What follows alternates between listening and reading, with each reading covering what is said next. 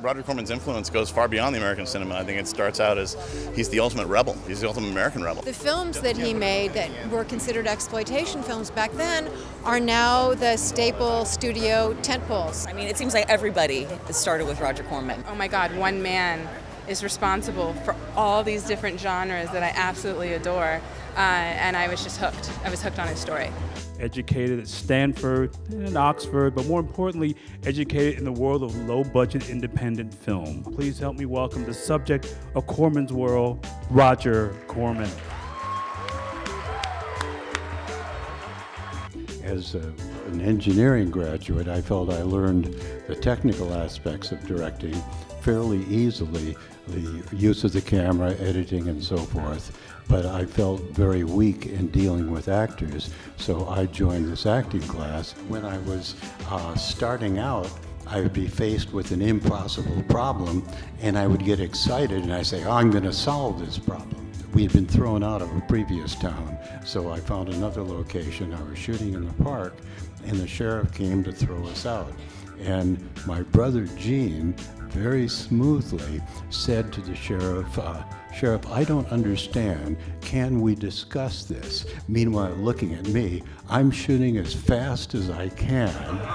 Gene is discussing the local law with the sheriff to give me time to shoot, and I finally waved my hand to Gene that I had finished the sequence, at which point Gene said, we understand, Sheriff, we will move peacefully out of town. When did you come up with your formula of violence here, and violence here? When did that occur to you? Well, I'd say there's violence here, something else there, and then violence here. In the 70s, Roger was really the only shop in town where you could go to as a woman and not just have a job as an assistant, but also get hired as a writer and even as a director. Alex got amazing, what I would call, performances out of the people who responded, because she really got them to go beneath just the normal quick and ready answers. I got it in my head sitting in my living room in Brooklyn that I wanted to do the film, and then I was like, wait a minute, I don't know anyone who knows Roger Corman, and I don't know Roger Corman, so this will be a problem. But I convinced an editor of a magazine that I was writing for at the time to let me interview him for the magazine, and I just cold called his office and set up an interview.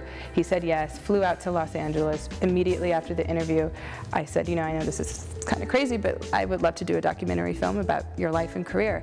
And he said, very well. Alex simply impressed me as a highly intelligent and enthusiastic young woman who talked about doing a documentary. Man, I was impressed, and I said, yes, go forward.